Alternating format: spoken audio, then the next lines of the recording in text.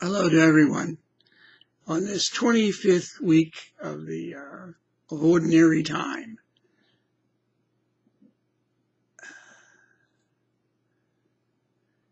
our first reading is from Isaiah chapter 55, verses 6 to 9.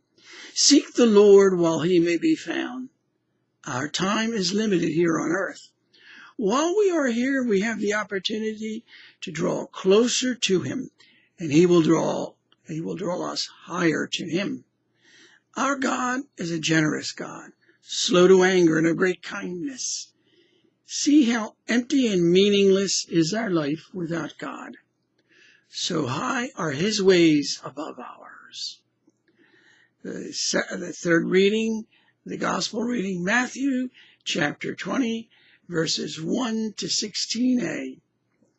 At first, it would seem that this parable is about the opposition of human demands for fairness and justice versus God's desire to be generous.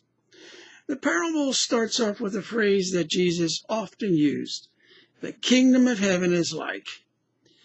The usual daily wage that the parable is referring to is the reward of entering into heaven at the end of a life on earth in which we have successfully worked for heaven.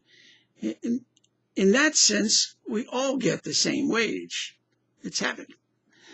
The parable was pointed toward the Jews, who thought that they were better than the rest of humanity, and that God would always give them more. Thus, the last shall be first, and the first will be last.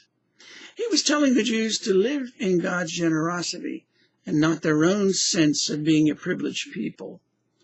He was also telling the Gentiles that God would reward latecomers to the faith in one God, with heaven just as much as the Jews who had long toiled in the vineyard of the Lord.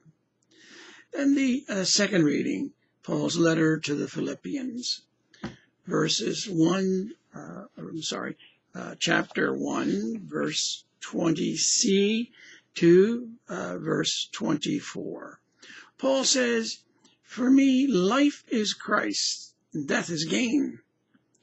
In Paul's second letter to the Corinthians, chapter 5, verse 8, Paul says, "Yet we are courageous, and we would rather leave the body and go home to the Lord." Paul's statements show the fruit of a genuine spiritual life in Christ. Living is all about God living in us and being our life. This world wants us to put off thinking about departing from here and the spiritual preparations we need to make by crowding our minds and hearts with worldly cares and fear of death. Life in Christ while we are here in this world allows us to live in the truth and security of an eternal reality where there is no need for fear or worry, even while we're here on this earth.